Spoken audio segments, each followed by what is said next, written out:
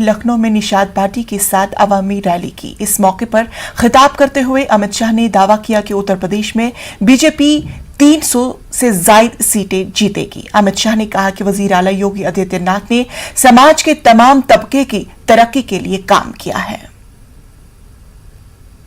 इस मैदान में मैं जो रैली देख रहा हूं, जो सभा देख रहा हूं, दुनिया भर का मीडिया यहां पर है, वो सभी भी देख ले।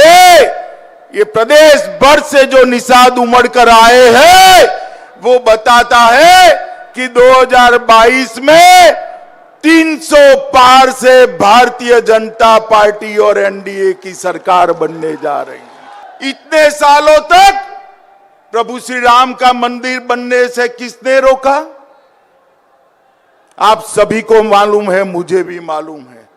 मगर अब जब मोदी जी की सरकार आपने 2/3 बहुमत से बनाई, पूर्ण बहुमत से बनाई, मोदी जी ने कुछ ही समय पहले आकाश से भी ऊंचे गगनचुंबी प्रभु श्री राम के मंदिर की नींव डालने का काम किया है।